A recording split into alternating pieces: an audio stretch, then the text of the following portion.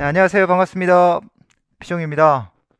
여러분들을 합격의 길로 인도하게 될 전공체육 강사 피종입니다. 어떻게 오셨어요? 여기에. 눈빛이 너무 예쁘다. 예, 어떻게 오셨습니까? 인터넷 검색해서. 인터넷 검색하니까 피종이 치니까 제가 나오나요? 해커스의 피종이.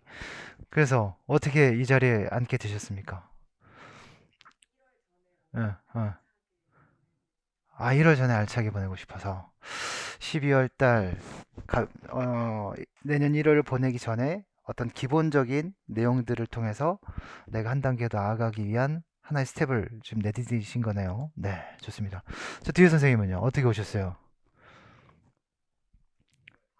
네. 제 강의 들어보셨어요? 네. 네. 아, 단과로 강의는 들었었고, 올해 시험은 처음이고, 그러면 이제 4학년인 거네요? 네, 졸업하시는 거네요. 네, 선생님은요?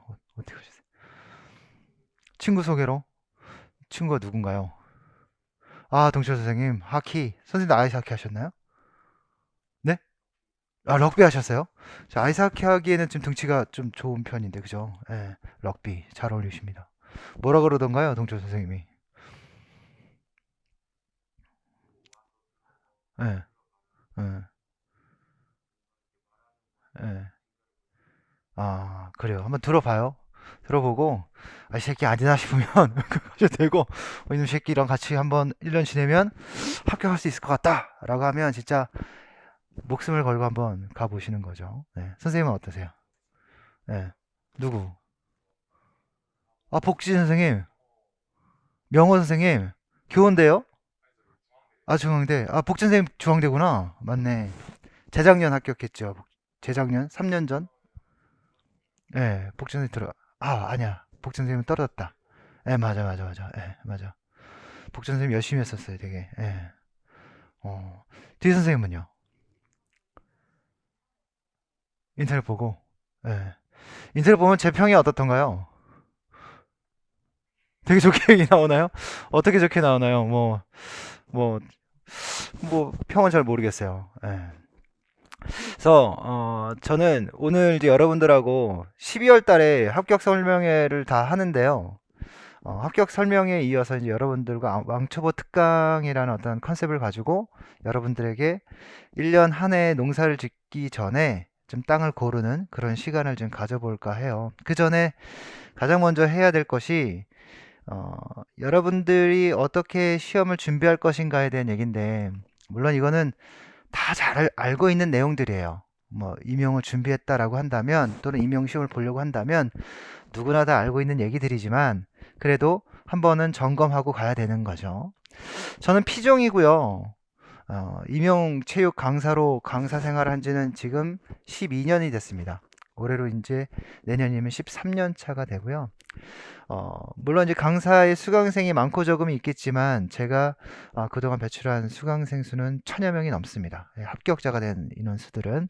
그래서 현장에 나아가서 단순히 아나공의 체육 수업이 아니라 학생들에게 무엇인가 많은 것을 느끼고 배우고 또 체육이라는 것을 사랑할 수 있는 그런 마음가짐을 가질 수 있도록 수강생들에게 전하고 있고요. 그렇게 배워 나아간 우리 제자분들이 학교 현장에서 아이들에게 굉장히 활기차고 재미있는 체육 수업을 하고 있습니다. 제 페이스북을 통해서 전해오는 그런 소식들을 보면 너무나도 활기찬 체육 수업의 모습을 볼 수가 있어요. 자, 여러분들 잘 아시겠지만 임용 시험 과목은 총 3과목과 같아요. 우린 2과목이지만 1, 2차 시험이지만 한국사는 꼭 필수로 이수 시험을 통과해야 되는 과정이기 때문에 다 준비는 하고 계셨죠? 예. 혹시 준비가 안 되신 분이 계시다면 여기 일정을 넣어드렸으니까 63회부터 68회까지 일정 참고해서 시험 보시면 좋아요. 만약에 안 하신 분이 있으시다면 저는 후반부에 가서 시험 보는 건 추천드리지 않아요. 그러니까 될 수 있으면 1, 2월 달, 3, 4월 달 요 한 63회, 64회, 65회 요 정도 수준에서 패스를 하는 것이 차후에 공부하실 때 부담 없이 하실 수 있어요. 이게 시간을 미루다가 마지막에 떨어져서 시험 못 보는 경우도 종종 있거든요. 그러니까 그런 상황이 발생되면 안 되잖아요. 두 번째는 1차 시험이에요. 여러분 교육학 시험 보는 거 다 알고 계시고, 그 다음에 전공 A형, B형으로 나눠서 시험 보는 것도 잘 알고 계실 거예요. 그래서 기입형 문항과 서술형 문항으로 구성이 되고요. A형 문항 같은 경우는 기입형 4문항 2점씩 8점, 또 서술형 8문항 4점씩 32점, 해서 총 40점. B형 문항 같은 경우도 기입형 2문항에 서술형 9문항에서 2문항 4점, 9문항 36점, 그래서 총 40점 몇 점, 총 80점 몇 점입니다. 우리는 체육 대학을 졸업했어요. 교직을 이수했고요. 이런 체육을 가르치고자 하는 최소한의 소양을 가지고 있는 사람들이에요. 그래서 여러분들이 지금 당장 시험을 보더라도 최소 꽈락 이상의 점수는 받으실 수 있을 거예요. 꽈락 점수는 80점의 40%인 4, 8, 32점이에요. 32점보다 높은 점수는 당연히 받으시겠죠? 라고 생각하지만 그렇게 쉬운 시험은 아니죠. 예, 그래서 어느 정도 한 1, 2월 달 강의를 좀 하고 나면 그 정도 수준은 이제 올라가고 차츰차츰 공부를 하시면서 성장하시게 될 겁니다. 그렇죠? 그래서 여기 이 두 A형과 B형의 시험지 안에 우리가 하게 될 공부 내용들이 영역들이 뭐가 있죠? 뭐 교육과정도 있고 교수론도 있고, 그 다음에 교수 이론에 대한 것들의 어떤 틀을 만들어 놓은 수업 방식이나 교수 스타일이나 또 수업 모형이나 뭐 이런 얘기들 나오면 갑자기 이제 눈이 깜깜해져요. 우리가 학문을 공부를 해야 될 것들 얘기를 하니까. 그 다음에 우리가 이제 운동 생리학도 해야 되고, 운동 역학도 해야 되고, 그 다음에 체육 측정 평가도 해야 되고, 체육 사도 해야 되고, 체육 철학도 해야 되고, 스포츠 심리학도 해야 되고, 스포츠 사회학도 해야 돼요. 그래서 얼핏 보면 한 11개에서 12개의 영역의 학문들을 공부해야 되는 거예요. 그래서 양은 굉장히 많고 양이 굉장히 방대하지만 그 방대한 양들을 모두 다 내 걸로 만들 수는 없어요. 하지만 무엇이 중요한지를 잘 파악하게 되면 여러분들이 시험 보시는데 크게 문제될 것은 없어요. 그 다음에 2차 시험이에요. 솔직히 2차 시험 지금 1차 시험 끝나고 2차 시험 준비하시느라고 선생님들 되게 힘드시거든요. 그러니까 실기 준비도 해야 되고 면접 준비도 해야 되고. 근데 지금 이 순간부터 여러분들에게 말씀드리는데 1차 시험은 내년 2023년 11월 20 며칠 날 볼 거예요. 그쵸? 그러면 그 시간의 시험을 위해서 지금 오늘부터 약 11개월 동안에 열심히 달려가실 거 아니에요. 그리고 시험이 딱 끝나고 답 맞추고 뭐 이러다가 보면 여러분들은 시험이 끝났다 마음을 내려놓는 경우가 상당히 많아요. 내가 만약에 점수가 전공 점수가 한 65점 정도 선에서 컷이 형성될 건데 그냥 가채점을 해본 결과가 한 60점, 62점이래요. 그럼 어떤 마음이 들겠어요? 해보나 마나 떨어질 게 뻔하지 이런 생각이 들겠죠. 60점 언저리에 있는 사람들은 어떻겠어요? 65점 언저리에 있는 사람들은 가채점에 가커트라인에 그 기준에 있는 사람들은 어떻겠어요? 맨날 답안지만 보고 있어요. 문제지만. 그리고 나서 전화해서 물어봐요. 교수님 이거 맞아요? 틀려요? 맞아요? 틀려요? 막 이런 것만 하고 있어요. 그렇게 1, 2주 보내요. 70점 넘어가는 사람들 막 이런 사람 있어요. 이 사람들은 뭐 거의 합격이 거의 확실하잖아요. 그런 사람들도 걱정을 하지만 그런 사람들은 뭐라고 했냐면 2차 준비를 해요. 바로 어디를 가서 체육관을 가서 또는 스터디 그룹을 잡아서 바로 실기 연습하고 면접 연습하고 한단 말이에요. 자, 그런데 그들은 어차피 그 해에 합격해서 갈 사람들일 거잖아요. 근데 60점 중반에 있는 선생님들도 또는 60점보다 좀 낮은 65점 정도보다 낮은 선생님들도 각 시도마다 커트라인이 다르기 때문에 합격할 수 있는 거거든요. 얼마든지. 그러면 합격했을 때 준비가 되어 있는 2차가 준비되어 있는 선생님과 준비가 되어 있지 않은 선생님과 2차 시험을 보면 누가 합격이 되겠습니까? 뭐 말 하나마나 당연히 준비가 되어 있는 사람들이겠죠. 그래서 시험은 1차 시험이 끝나는 날이 아니라 2차 시험을 보는 날이 끝나는 날이에요. 이해가 되시죠? 그 1차 시험은 끝났고 1차 결과가 발표 나는 날까지 그리고 2차 시험이 시작되는 날까지는 나는 임용시험이 끝이 안 난 거예요. 그런 마음으로 공부하셔야 돼요. 만약에 내 점수가 50점대가 나왔어. 40점대가 나왔어. 올해 나는 정말 불가능한 점수야. 라고 하더라도 시험 발표 나올 때까지는 수업 실현과 면접과 실기를 준비하셔야 되는 거예요. 만약에 그렇게 안 하고 내년을 맞이한다. 지금 시작부터 떨어질 생각을 하고 2025학년도를 얘기한다면 2025학년도에도 초수인 거예요. 근데 올해 그렇게 공부를 하고 열심히 해서 떨어졌지만 2025학년도에는 내가 수업 실현과 실기와 면접은 준비가 되어 있는 사람이 되어 있어야 된다는 거죠. 그래서 지금 시작부터 공부는 1차 끝날 때까지, 그때까지가 여러분들이 시험 기간인 거예요. 그런 마음으로 공부를 하셔야 되고요. 자, 여러분들이 해야 될 전공 과목들이에요. 아주 짤막하게만 얘기를 해볼게요. 우리 여러분들 배우셨죠? 다 배우셨죠? 제가 물어보면 대답할 수 있어요? 간단하게만 물어볼게요. 체육교육 탐구 얘기해 보실 수 있으신 분? 말 그대로 체육교육을 탐구하라는 거예요. 예. 교육은 뭐죠? 잠깐만, 여기서 이런 거 물어보면 우리 체육 선생님 왜 하고 싶어요? 체육 선생님 왜 하고 싶어요? 안정된 직업. 진짜 솔직한 대답이다. 안정된 직업. 월급 잘 나오고 여름방학 겨울방학 있고 진짜 짱이죠.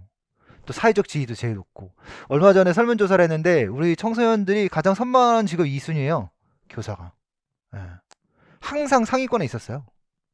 또 왜 체육 선생님 되고 싶어요? 왜? 가르치는 게 좋아서. 가르치는 게 좋아서. 그게 교육이죠. 그럼 어떻게 가르칠 거냐라는 거예요. 어떻게. 누가 누구를 어떻게 가르칠 거냐. 이게 교육을 탐구하는 거죠. 그럼 교육은 왜 하는 거예요? 아주 그냥 편한 질문이에요. 나 수업하다 이런 질문 많이 하거든요. 왜냐하면 여러분들의 사고는 이명의 사고 구조가 내 구조가 아니잖아요. 그렇죠? 시험을 위한 내 구조가 아니잖아요.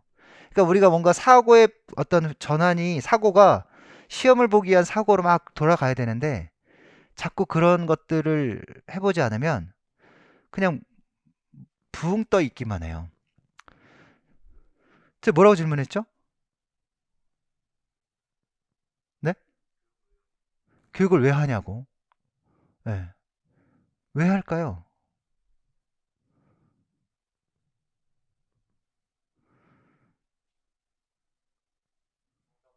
성장시키기 위해서. 좋아요. 예. 성장시키기 위해서.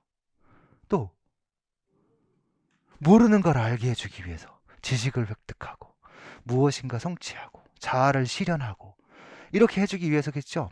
근데 막 맹목적으로 하는 건 아니잖아요. 뭔가 어떤 목표가 있을 거고 그 목표를 이루기 위해서 그런 교육이 있겠죠.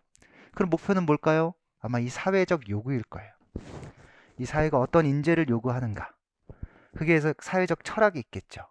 그 방향에 따라 학교에서 인재를 만들어내고 그 만들어진 인재들이 이 사회에 나아가서 공헌을 하겠죠. 네, 그게 교육을 하는 이유예요. 그러면 교사는 학생들을 주어진 시간 동안에 내용을 효과적으로, 효율적으로 가르쳐야 돼요. 교사는 전문성이 있어야 되고, 학습자는 적극적이고 능동적인 학습자가 되도록 만들어야 되고, 학습자를 변화시킬 수 있어요? 학습자는 변화시킬 수 없다가 아니라 학습자는 다양해요. 걔네들 보고 열심히 하지 않는 애들 보고 열심히 해라라고 바꾸는 게 아니라 열심히 하지 않는 아이들이 열심히 할 수밖에 없는 수업 환경을 만들어줘야 돼요. 자, 여러분들 생일 언제예요? 생일 언제예요? 8월이요? 8월 며칠이에요? 8월 22일이에요? 생일 너무 좋다. 8월 22일 날 친구들하고 생일 파티 하고 싶어요? 그럼 어떻게 할 거예요? 많은 친구들이 오게 하고 싶은데. 다 연락 돌려서. 우리 집으로. 너 감 뭐 있어? 감 뭐 있어? 케이크? 딸랑? 딸랑 케이크 하나, 촛불 붙이고 끝? 맛있는 음식 뭐? 너네 먹고 싶은 거. 정답. 정답. 학생들이 뭔가 하고 싶은데 우리 선생님 생일이 8월 22일이어가지고 생일 파티를 가요. 근데 딱 사진을 찍어서 이렇게 차려놨다 딱 했는데 보니까 케이크도 있고 돈가스도 있고 뭐 갈비도 있고 뭐 요즘 뭐 마라탕도 있고 뭐 많아요. 근데 내가 좋아하는 떡볶이가 없어. 그래서 나 안 가. 이럴 수도 있잖아요. 그러니까 전화해서 떡볶이는 해놨지? 아 그럼 너를 위해서 책상 밑에 싹 숨겨놨지 하고 딱 꺼내놔. 오케이 갈게. 뭐 맛있게 재밌게 생일 파티하고 저기 먹어요. Teach my invitation이에요. 학생을 초대하는 거죠. 그들에게 먹을거리를 만들어서 너희들 개개인마다 각자 원하는 걸 각자 먹을 양만큼 골라서 먹게끔 그럼 오는 거죠. 그게 교육이에요. 그래서 의도한 목표를 달성하면 되죠. 그걸 연구하는 게 교육 탐구예요. 어렵지 않죠? 체육교육 과정론. 체육교육 과정이에요. 우리 이제 2015 개정교육과정이었고요. 올해 1월 달까지 올해 이제 2022-2호 개정고시문이 나와서 이제 학점제로 이제 변경이 되고 이제 2022 개정교육과정의 틀 내에서 여러분들이 학생들을 지도하는 상황의 현장으로 갈 거예요. 그러니까 이제 여러분들이 2015 개정교육과정도 공부하셔야 되고 2022 개정교육과정도 공부하셔야 돼요. 그러니까 교육과정이라는 건 뭐냐면 커리큘럼이잖아요. 학생들을 어떻게 이끌어가겠다라는 건데 이끌어갈 건데 사회가 요구하는 방향이 이러하다. 그러니 그 길로 따라와라 라는 걸 설명해주는 설명서예요. 교육과정 설명서. 그래서 2015 개정교육과정 공부해야 한다. 2022 개정교육과정 공부해야 한다. 요 정도예요. 네, 요 정도. 그래서 거기에 대한 세부적인 내용들은 또 이제 다루게 되겠죠. 그래서 그에 대한 해설서들이 나오고요. 자, 체육 교수 이론이에요. 교수 이론. 교수 이론은 뭘까요? 교수는 뭐죠? 가르치는 거죠. 가르친다라는 건 누구를 가르치는 거예요? 학생을 가르치는 거예요. 학생은 교사가 교수를 하면 학생은 뭐 하겠어요? 학습하겠죠? 그래서 교사와 학생의 수업은 교수 학습이에요. 너무 쉽죠? 그런데 여기 잠깐 볼까요? 이쪽으로 잠깐. 자, 교사가 있고요. 학생이 있어요. 교사와 학생이 상호작용을 해요. 어디에서? 학교 운동장 체육관이라는 공간에서 주어진 시간 동안 내용을 가지고 공부를 해요. 뭐 내용이라고 얘기할 수도 있고 과제라고 얘기할 수도 있겠죠. 그러면 교사가 학생을 가르치는 걸 뭐라 그래요? 교수죠. 그쵸? 그럼 가르치는 교수는 뭐를 알고 있어야 될까요? 가르치는 내용을 알고 있어야 될까요? 그렇죠. 교사는 학생을 알고 있어야 될까요? 당연히 알고 있어야 되죠. 교사는 수업 공간을 잘 알고 있어야 될까요? 당연하죠. 앞서 얘기했던 교육 과정도 잘 알고 있어야 되겠죠. 내가 뭘 가르쳐야 되는지 교육의 목적도 잘 알아야 되겠죠. 여기서 막 이런 공 갖고 막 할 거 아니에요. 기구, 용구에 대한 이런 것들도 잘 알고 있어야 되겠죠. 교사가 가지고 있어야 될 지식이에요. 그런 것들을 통틀어서 뭐라고 얘기할까요? 교사는 전문가라고 할 거예요. 그쵸? 교수로는 이거예요. 그런데 배우는 사람 누구예요? 학습자예요. 학자는 교사가 가르친 내용을 아까 뭐라고 했죠? 성장이라 그랬죠? 네, 배운 내용을 뭐예요? 숙달 또는 성취해야 돼요. 어떤 주어진 시간 동안. 그럼 교사는 내용을 학생들에게 잘 전달해야 되겠죠? 전달하는데 내가 말하는 내용을 아이들이 쉽게 이해할 수 있어야 돼요. 내가 말한 내용을 잘 듣고 정확하게 움직임으로 표현할 수 있어야 돼요. 그래서 그 전달은 어때야 돼요? 효과적이어야 돼요. 대신 주어진 시간 동안 효과적으로 전달되어져서 이루어낸 성취가 많다라고 얘기한다면 그 전달은 어땠어요?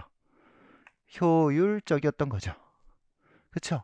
그래서 주어진 시간은 안 바뀌어요. 그렇죠? 왜냐하면 초등학교는 40분, 중학교는 45분, 고등학교는 50분. 그죠?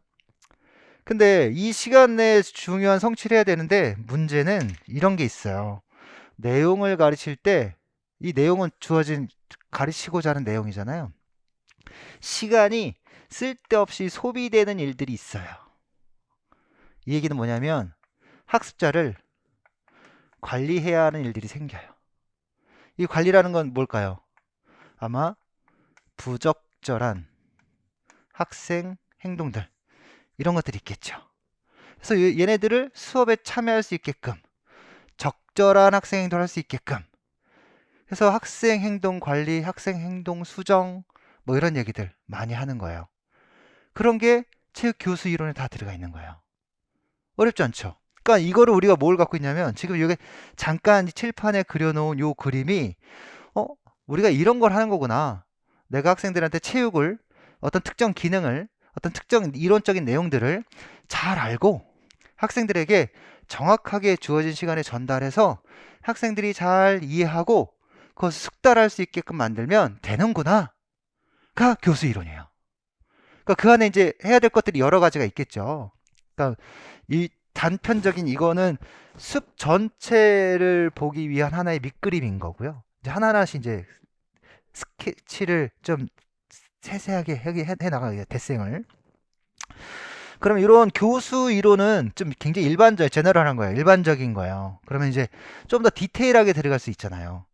학생들이 초보자면 초보자에게 맞는 수업 방식이 있고 학생들이 굉장히 자기주도적이면 자기주도적인 아이들에게 수업 방식이 있을 거고 학생들이 함께 어울려서 뭔가 할 수 있는 애들이면 그런 수업이 또 있겠죠. 그런 수업을 위해서 여러 가지 수업 방식들이 만들어졌어요. 링크라는 학자가 수업 방식을 만들었어요. 그래서 수업 방식에는 그냥 간단하게만 얘기할게요. 초보자면 누가 주로 학생들을 다 이끌어가면서 수업해요? 교사가 다 이끌어 나가면서 하죠. 교사가 어떻게 상당히 학생들에게 다가가죠. 어떻게 다가가요? 제가 여러분들한테 상당히 다가가지 않습니까?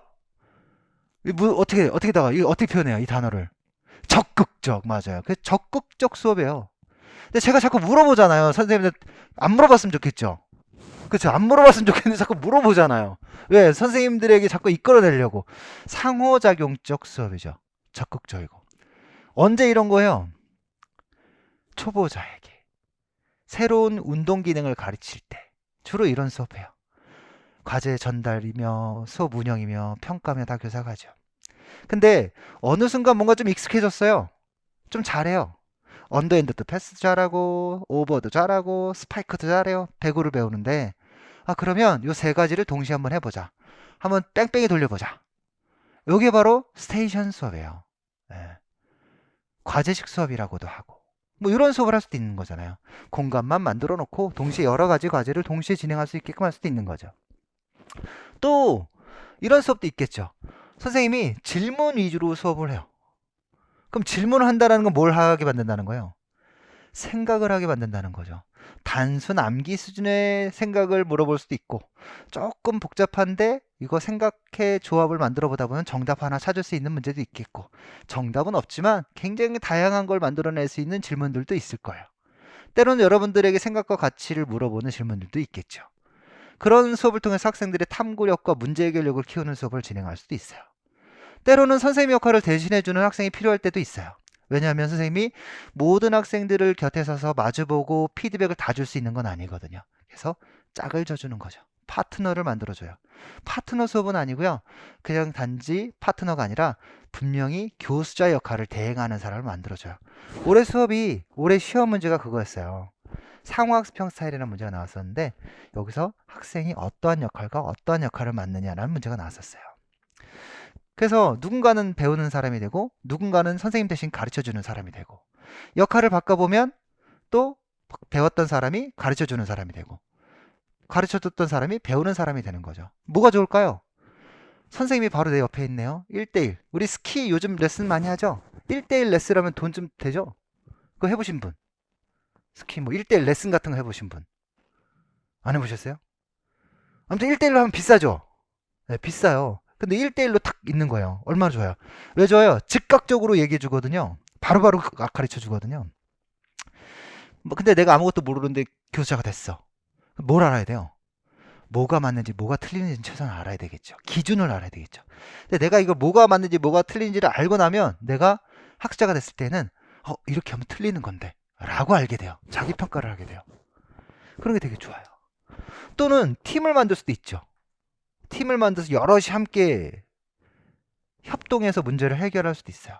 그런 협동학습도 있겠고 그런 것들도 있고요. 스타일 같은 경우는 스타일이 굉장히 다양하잖아요. 그러니까 뭐라고 생각하면 되냐면 스타일은 스펙트럼과 같아요. 빨주, 노초, 파남보, 프리즘의 빛을 탁 비치면 가시광선이 쫙 퍼지면서 빨주, 노초, 파남보의 무지개 색깔이 나오죠. 그럼 무지개 색깔처럼 체육 수업 스타일은 여러 가지가 있다라는 거예요. 여러 가지의 스타일로 학생들의 요구에 맞게, 특징에 맞게 학생들에게 가장 최대 효과를 만들어낼 수 있는 수업들로 구성이 되어져 있어요. 체육 수업 모형 같은 경우는 매치러의 체육 수업 모형인데요. 이것도 7개에서 8개의 수업 모형으로 구성되어져 있습니다. 그러니까 이거는 뭐냐면 학생들을 가르칠 때 그 수업의 효과를 극대화시키기 위한 도구예요. 나는 학생들에게 운동 기능을 높이고 싶어. 그러면 직접 교수 모형이라는 걸 선택하고 난 학생들에게 어떤 스포츠의 진정한 가치를 일깨우고 싶어 라고 한다면 스포츠 교육 모형을 선택하는 거고 나는 학생들에게 전술적 이해를 통해서 전체적인 그림을 보고 그 안에서 어떤 동기를 얻고 운동 기능을 습득하는 동기부여를 하게 해주고 싶어. 예전에 그냥 기능부터 가르쳐서 재미없었는데 게임 먼저 가르치고 재미있게 해주면서 그 기능을 연습하게 해주고 싶어. 전술 게임 모형을 하면 되는 거거든요. 그러니까 그 각자 내가 원하는 나의 성향에 맞추어서 교사의 필요에 따라서 또는 학생의 요구에 맞춰서 수업 목표의 방향에 따라서 수업 방식이나 스타일이나 모형을 선택해서 그 수업의 효과를 극대화시키면 되는 거예요. 그러니까 우린 그걸 배우는 거죠. 내용학으로 들어가요. 스포츠 심리학이에요. 스포츠 심리학은 광의적인 영역이 있고 협의적인 영역이 있어요. 그래서 광의적인 영역은 이전에 어떤 스포츠 심리학과 같아요. 그러니까 아주 쉽게 얘기하면 스포츠 심리학. 우리 월드컵 보셨어요? 이번 카타르 월드컵? 어땠어요? 어땠어요? 가나전을 할 때, 그 다음에 우리 또 어디라고 했지? 갑자기 생각이 나지? 포르투갈하고 할 때, 포르투갈하고 할 때 어땠어요? 아, 정말 그림 같았어요. 드라마의 한 장면 같았어요. 자, 그 선수들이 중간중간에 우리 손흥민 선수를 디스하는 그런 어떤 악플 같은 것도 되게 많더라고요. 그 안면 골절이 있는 상황에서 그 힘든데 이 나라를 위해서 자신을 희생해서 국가의 영광을 위해서 열심히 뛰는 선수에게 부상이 있기 때문에 당연히 최대의 기량을 발휘하지 못했을 텐데 그것 가지고 또 뭐라고 하는 사람들이 있더라고요. 여러분 우리 체육인들이 어, 세계 대회에 나아가서 그들이 해야 될 역할이 뭔지 알아요? 세계 대회 나가 올림픽, 월드컵, 세계 선수권 대회 이런 데 나아가서 그들이 해야 될 일들이 뭐예요? 그들이 왜 출전하는 거예요? 나라의 이름을 알리려고, 국위 선양을 하려고. 1960년대 박정희 정권기부터 시작해서 그 이후에 거의 최근에 이르기까지 외국에 나아가서 우리 운동선수들이 스포츠 활동에 참여하는 것의 가장 일차적인 목표는 국위 선양이었어요. 근데 지금은 스포츠법에 명시되어 있어요. 국위 선양이 아니라 자신의 자아 실현을 위해서로. 예. 그러니까 내가 꼭 국가를 위해서 나갈 필요는 없는 거예요. 그럼에도 불구하고 이 불타오르는 이 애국심에 자신의 몸이 어찌되든 나아가서 경기를 뛰고 있는 상황이거든요. 거기에 대해서 이제 왈가왈부 사람들이 되게 많은 거죠. 얼마나 멘탈이 흔들리겠어요. 얼마나 심리적으로 위축되겠어요. 그런 상황에서 그걸 극복하고 나아가서 드라마틱한 그런 결과물들을 만들었어요. 그래서 스포츠 심리학은 스포츠 심리, 즉 심리적인 여러 요소들을 잘 조절해서 경기력을 최대 극대화시키는 데 초점 맞춘 거예요. 그러니까 우리가 경기력이 좋아진다라고 얘기한다면 가장 먼저 좋아지기 우리가 운동 선수가 되려면 세계 최고의 선수가 되려면 뭐부터 일단 키울까요? 어린 시절부터 성장해 나간다고 생각하면 일단 기초 체력부터 키울 거예요. 기초 체력부터 키우고 그 다음에 수행 능력, 기능, 기술 뭐 이런 것 그 다음에 피지컬은 기초 체력으로 합시다. 예. 그 다음에 그죠. 이 기초 체력에 피지컬에 운동 기능에 전술이 필요하게 전술. 요 세 가지를 가지면 최고의 경기력을 할 수 있을까요? 피지컬도 워낙에 좋아. 지금 탁 선생님처럼 피지컬도 좋고 기술도 워낙에 좋아. 전술도 엄청 뛰어난 전술을 갖고 있어. 그러면 세계 최고의 결과물을 만들어낼까요? 아니죠. 마지막에 멘탈이 필요하죠. 심리가 필요하죠. 자신감. 내가 아무리 뛰어난 능력 갖고 있으면 뭐해? 내 마음은 어린애인가 같은 걸. 자신감은 땅바닥에 떨어져 있는 걸. 예, 이러면 될 것도 안 되죠. 그 비중은 아주 작은 비중이겠지만 그 작은 비중이 나의 큰 걸 만들어내죠. 그래서 스포츠 심리학은 나의 심리를 잘 조절해서 경기에서의 피크 퍼포먼스, 최상의 경기력을 만들어내는 거예요. 거기에는 이제 운동 제어나 운동 학습과 같은 내용들도 들어가요. 운동 학습은 운동을 배우는 거죠, 말 그대로. 그러니까 어떻게 하면 운동을 배울 수 있느냐, 어디에 저장하냐, 대뇌에 저장하냐, 또는 운동을 해서 내 근육에 저장하냐, 상황으로 이해할 거냐, 내 정보 처리를 이해할 거냐에 대한 관점이에요. 그럼 반대로 운동 제어는, 모터 컨트롤은 반대죠. 운동을 어떻게 제어할 거냐, 즉 내 머릿속에서 운동 동작을 만들어서 움직임을 수행하게 만들 것이냐, 아니면 상황의 조건에 부합돼서 인간의 움직임이 만들어질 것이냐에 대한 것들을 우린 얘기를 해요. 아주 쉽게 얘기하면 걷는 동작을 해요. 걷는 동작은 우리가 배운 건가요? 안 배웠나요? 안 배웠어요? 걷는 거 안 배웠어요? 재밌네. 걷는 거 배웠어요, 우리. 배웠고 수십만 번, 수천만 번 이걸 연습하고 있어요. 그쵸? 엄마 아빠가 걷는 모습을 보면서 눈여겨봤고 그걸 걷기 위해 수천 번의 실패를 경험하면서 걷게 된 거예요. 그쵸? 그래서 학습된 거고 나를 컨트롤하고 있어요. 근데 오늘 날 눈이 와서 저 길이 미끄러웠죠. 어떻게 걸었어요? 그냥 당당하게 탁 걷고 오셨나요? 아니면 조심조심 걸었고 오셨나요? 왜 조심조심 걸어요? 넘어질까봐 걱정이 돼서. 이 주어진 환경이 미끄러워서 내가 가진 정상적인 유기체의 걷기라는 행위를 하게 될 경우에 미끄러져 자빠져 뒤통수 깨질 수 있는 거죠. 그죠? 그러니까 어떻게 해요? 정보 처리도 그렇지만 자연스럽게 미끄러지는 발바닥에 미끄러지는 것을 지각하고 내 움직임을 컨트롤해요. 그리고 살살살살 가죠. 그죠? 이런 것들을 공부하는 게 바로 운동 제어예요. 제가 아들이 둘이 있어요. 10살짜리하고 11살짜리하고 8살짜리. 8살짜리가 좀 개구자요. 눈이 왔잖아요. 아빠 눈놀이 하러 가자 하면서 바로 뛰어나가요. 저기는 분명히 빙판인데. 이름이 재호인데 재호야! 걸어! 라고 얘기해요. 근데 말은 늦었어요. 아빠 뭐라고? 하고 이미 자빠진 거죠. 너는 아직 모터 컨트롤이 안 돼. 지금 그 상황을 이해해야 되는데. 아무튼 뒤통수 깨지고 나서 이제 깨우치는 거죠. 또 하나는 운동 심리학이 있어요. 뭐냐면 자, 아까는 심리를 잘 조절해서 최고의 수행을 보이게 하는 거라 그랬잖아요. 근데 반대로 여기서는 운동을 통해서 심리적인 변화를 일으키는 거예요. 운동을 하면 건강해져요? 건강해진대요, 운동을 하면. 운동하면 건강해져요. 그럼 육체적인 건강만 있겠어요? 정신적인 건강도 있겠죠. 육체적인 건강이야 뭐 몸짱 되는 것이고 정신적인 건강이라면 뭐가 있을까요? 우울증 극복, 그렇죠. 또 스트레스 해소, 무기력 극복, 뭐 자신감 향상, 자존감 향상, 뭐 활기찬 성격, 뭐 이런 것들이 만들어지겠죠. 그래서 그런 성격들을 만들어 내주는 긍정적 효과가 있어요. 그럼 운동을 하면 좋은 거잖아요. 근데 사람이 운동을 안 해요. 그러니까 안 하는 사람들을 운동을 하게 만들어주는 거죠. 그래서 건강한 삶을 살아갈 수 있게끔 만들어주는 것을 연구하는 게 운동 행동 심리학이에요. 그걸 우리가 또 공부할 거예요. 스포츠 사회학이에요. 사회학.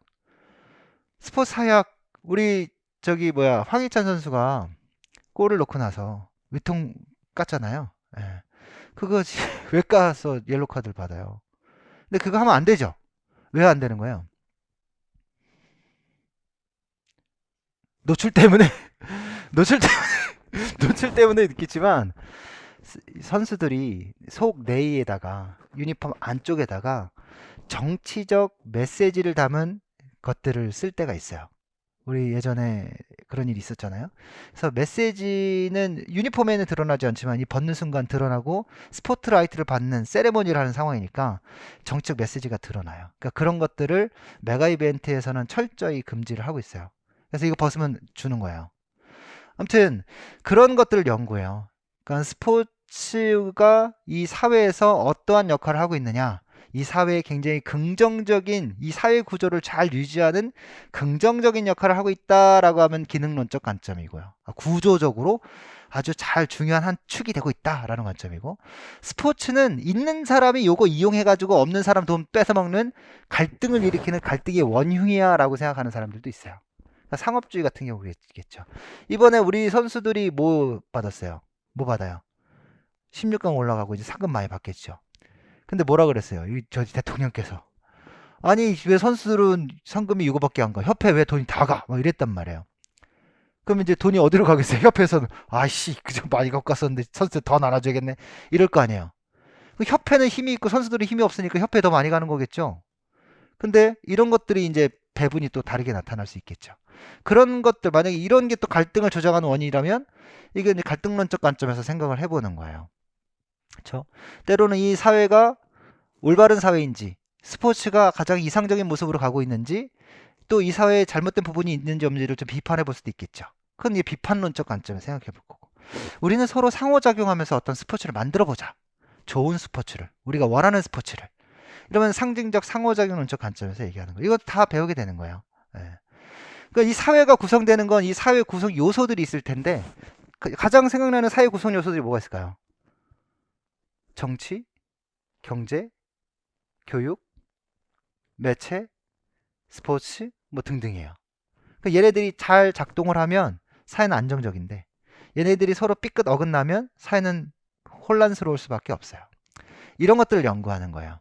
또 스포츠는 혼자 하기도 하지만 여럿이 같이 하기도 하잖아요. 여러분들 혹시 동호회 활동 하시나요? 네, 동호회 활동하시면 신입부원으로서 딱 동호회 들어가잖아요. 어떤 동호회 활동하고 계세요? 농구요? 농구! 저도 농구 동호회 활동을 하고 있거든요. 예. 농구 동호회 활동 들어가면 이제 다른 사람들하고 어울려야 되잖아요. 뭐가 되는 거예요? 사회화 되는 거죠. 스포츠라는 농구라는 특정 종목을 통해서 다른 사람들과 사회화돼요. 그러니까 사회화된다는 건 나만 생각하는 것이 아니라 주변 사람들도 생각하면 되죠. 그러면서 뭐가 바뀌어요? 나의 행동과 태도가 바뀌어요. 어떤 태도로? 에이씨, 무조건 이겨야지! 이게 아니라, 내가 패스를 해서 넣었더니 기분 좋아. 그러니까, 뭐, 나만 빛나기 위한 활동이 아니라, 우리가 함께 빛나기 위한 활동. 이런 거. 중요하죠. 그러니까 그런 것들 배워요. 근데 이런 사회 스포츠 현장에서 나타나는 긍정적인 일들만 있는 것이 아니라, 부정적인 일들도 있죠. 뭐예요? 사회 문제들이 있죠. 우리 아랍권 국가들 같은 경우 여성의 스포츠 참여 굉장히 제한받고 있거든요. 물론 지금 아랍의 일부 나라들에서는 여성의 운전이나 스포츠 경기 관람이라든가 이런 것들 많이 허용해주고 있긴 하지만 아무래도 이슬람권의 국가들은 제한이 많이 되어지고 있어요.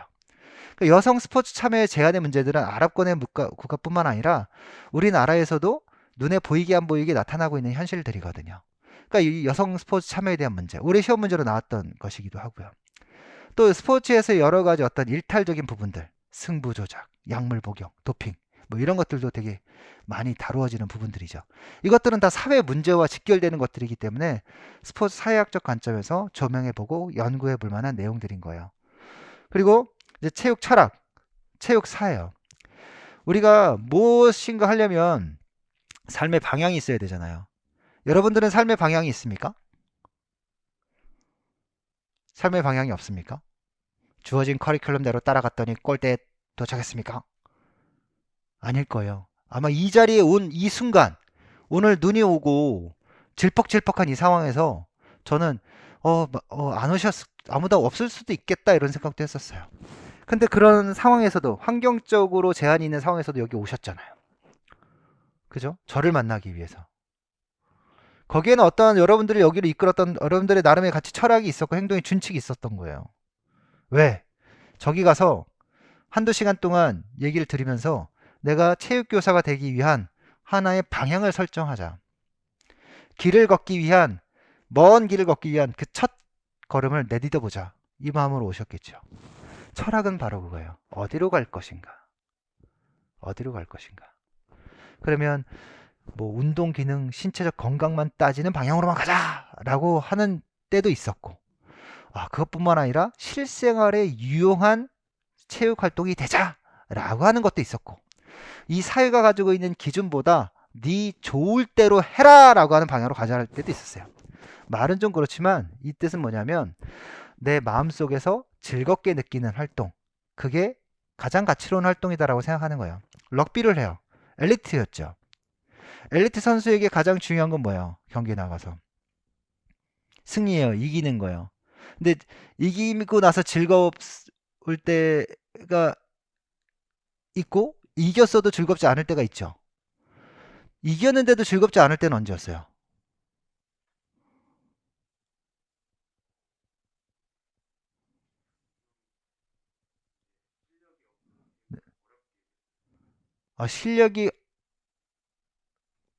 실력이 낮은 팀인데 어렵게 이겼을 때, 그냥 평행하게 이길 수 있는 상황인데도 굉장히 경기력이 안 좋아서 어렵게 이긴 거네요.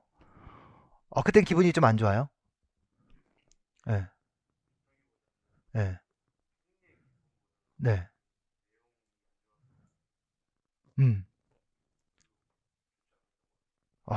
맞아요. 여기서 느끼는 게 뭐냐면 경기에서 승리는 둘째 치고 그 과정상에 충분히 내가 역량을 발휘할 수 있었음에도 불구하고 그게 잘 안 됐던 거죠. 그러니까 내가 내 경기력에 마음에 안 들었던 거예요. 그죠? 근데 우리가 스포츠를 할 때 뭐 우수한 엘리트 선수도 있겠지만 그냥 동호회 농구 선수들 같은 경우에는 그런 거 승부를 떠나서 오늘의 이 플레이는 되게 오래 기억에 잔상에 남는 플레이가 있어요. 그러니까 농구 좋아하신다고 하니까 오늘 탁 했는데 그날의 어떤 탁 무브먼트가 나왔어. 그거 안 잊혀지죠. 밤에 잘 때까지 자꾸 생각하고 그거 하면서 막 입기 걸리고 있고 막 이러잖아요. 그러니까 그런 것들이 있을 수 있겠죠. 그러니까 그런 것들이 또 그 스포츠를 하게 만드는 원동력이 되거든요. 그러니까 그런 것들. 그래서 아이들에게 우리가 우수한 선수가 되라라고 얘기하는 건 아니잖아요. 엘리트를 가르치는 사람들이 아니니까 우리는. 그러니까 아이들에게 체육을 좋아하게 만들고, 럭비를 좋아하게 만들고, 뭐 수영을 좋아하게 만들고, 체조를 좋아하게 만들고, 농구를 좋아하게 만들 수 있게 하려면 아이들이 그런 활동에서 뭔가 재미를 느껴야 된다라는 거죠. 그런 수업을 하기 위해서 우린 노력을 해야 되는 거예요.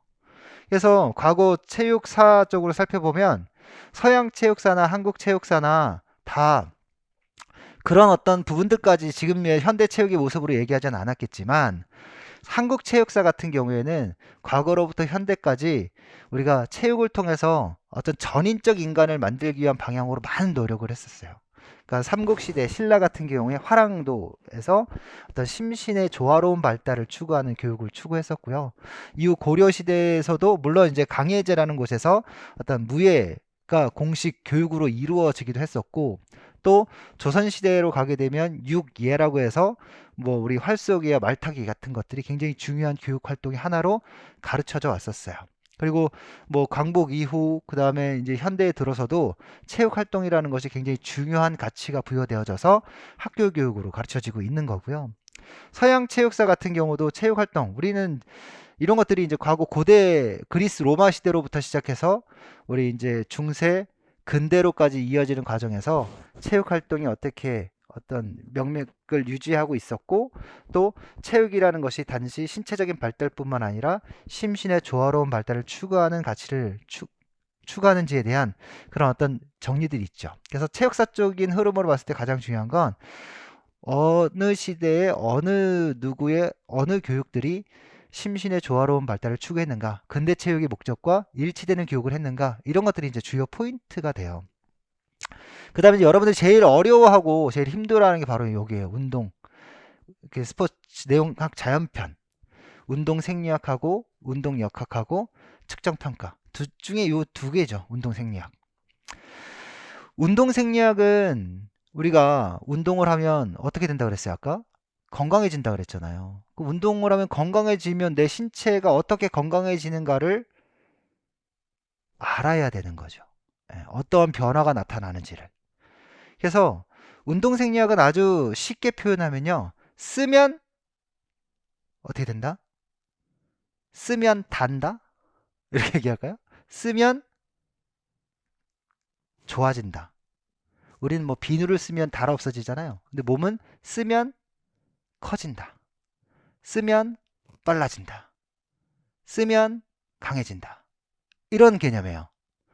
그래서 근데 재밌는 건 많이 주면 살짝 움츠러들고요. 적게 주면 많이 받으려고 하는 반응을 보이기도 해요. 그래서 자, 우리가 운동을 한다 라고 생각이 되면 가장 먼저 필요한 게 뭘까요? 운동을 하려면 에너지가 있어야 되죠. 예. 그러니까 에너지는 운동을 할 수 있는 원동력이에요. 에너지가 많아요. 그럼 운동을 어떻게 할 수 있을까요? 더 많이 할 수 있겠죠? 예. 그래서 우리가 에너지는 운동, 일을 할 수 있는 능력이에요. 그러니까 내가 얼마만큼 일을 했다라고 한다면 그것은 에너지를 얼마만큼 많이 썼느냐를 알 수 있어요. 그러니까 다시 얘기하면 일량은 에너지의 소모량이에요. 에너지의 변화량. 그죠? 그러면 이제 이 에너지로 운동을 하잖아요. 에너지로. 그 에너지를 만들어내야 되잖아요. 몸속에 있는 에너지도 있고 또 먹어야 되는 에너지들도 있어요. 우리 여러분들이 제일 잘 아는 ATP, 아데노신 트리포스페이트. 요게 이제 몸속에 있어요. 또 크레아틴인산이라는 것도 몸속에 있어요. 근데 얘네들이 많으면 우린 밥 안 먹어도 돼요. 근데 아주 소량이에요. 한번 팍 달리면 팍 쓸 수 있는데 쓰고 나면 금방 없어져요. 운동 못 하겠죠. 힘들어질 거예요. 그래서 먹어야 돼요. 뭘 먹어요? 뭘 먹어요? 단백질? 단백질도 먹어야 되고 밥도 먹어야 되고 삼겹살도 먹어야 되고 다 먹어야죠 뭐. 그거 먹어서 우리는 탄수화물, 지방, 단백질 이런 에너지원들을 섭취를 할 거예요. 그래서 이런 섭취된 에너지원들을 이용해서 또 ATP를 만들어요. 예, 그래서 운동을 하는 거예요. 근데 운동을 하는데 어떤 근육들을 보면 되게 센 힘을 내는 근육도 있고 어떤 근육은 작은 힘을 내는 근육도 있어요. 느린 근육도 있고 빠른 근육도 있어요. 그래서 느린 근육은 우리 지근섬유라고 얘기하고요. 빠른 근육은 속근섬유라고 얘기해요. 그러니까 우리 럭비 하셨던 선생님 같은 경우는 속근섬유가 꽤 많이 발달해 있을 것 같아요. 우리 선생님은 어떤 운동 하셨어요? 축구 선생님 같은 경우는 아마 그 속근과 지근이 아마 균형 있게 아마 발달되어져 있을 것 같아요. 선생님은 어떤 운동 하셨어요? 농구 좋아요. 농구 하시는 선생님들도 아마 균형 있게 발달이 되어 있을 것 같고요. 선생님은 어떤 운동 좋아하세요? 네.